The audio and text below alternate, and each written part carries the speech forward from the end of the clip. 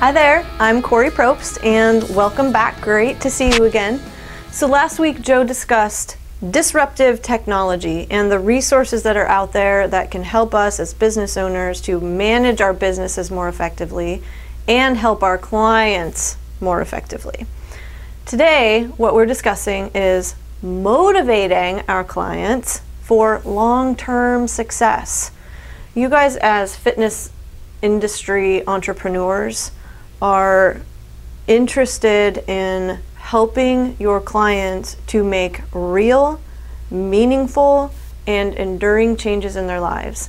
And if you're like me, it is important that you guys have the skills to be able to show your clients what their capacities are.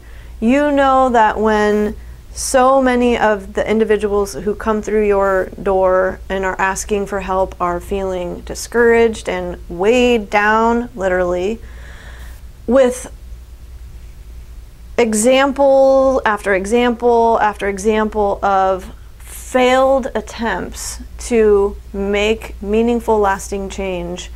You want to be the one that can give them that reparative experience, to be the person who has stood by them and has been consistent and doesn't let them down through a process that is inevitably going to be difficult. They're going to have setbacks. But so when we are motivating clients towards enduring and long-term change, we have to approach it from a place of adaptability. Okay, we're looking at it from maintenance from day one. Now, when we experience challenge, we are in that awesome substantive space of potential growth, okay? We're in that space where whatever next step that we take, whatever next question that we ask, we are becoming more complex individuals. This goes for your clients as well. So it's your responsibility as their coach, as their mentor, to help facilitate that process. When they are experiencing a challenge, when something is slightly above their comfort zone, that is that very rich environment for learning and growth. So what I'm describing here is helping your clients transition from activation. You've taught them something, there's this piece of knowledge, it's a fact, maybe it's about physiology, how fat loss actually occurs, what is the importance of exercise. Okay, you've heard your client say, I know what to do, I'm just not doing it. Okay, that's important to pay attention to. It means perhaps that the activation has been there. You've taught them something, they know something, okay? But they don't know how to implement it. It has not yet been installed. It has not yet been integrated into their repertoire of thinking and behaving. It doesn't necessarily mean anything to them yet. So it's your job, it's your responsibility and obligation to be able to move them from activation to installation. Otherwise, the chances are very low that they are going to maintain that new behavior. Okay, and we know that 98% of people who lose weight gain it back. Why? Because they're doing something one-off, something that is not sustainable, and they haven't yet learned how to implement it in an enduring way. All right, so how do we do this? Well, number one, we have to look at the entire process that we are engaged in our clients with from a very strength-based perspective.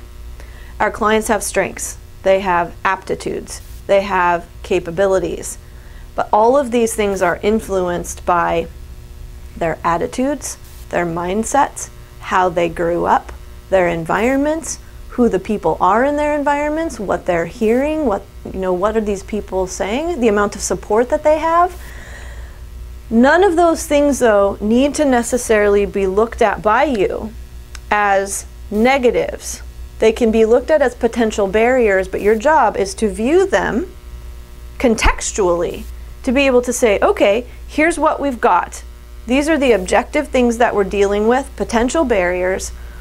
Now what do we do? How do we do it? How would you like to approach this?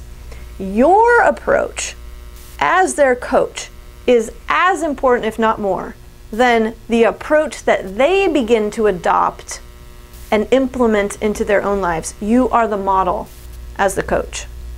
So something else to consider too. I mentioned environment.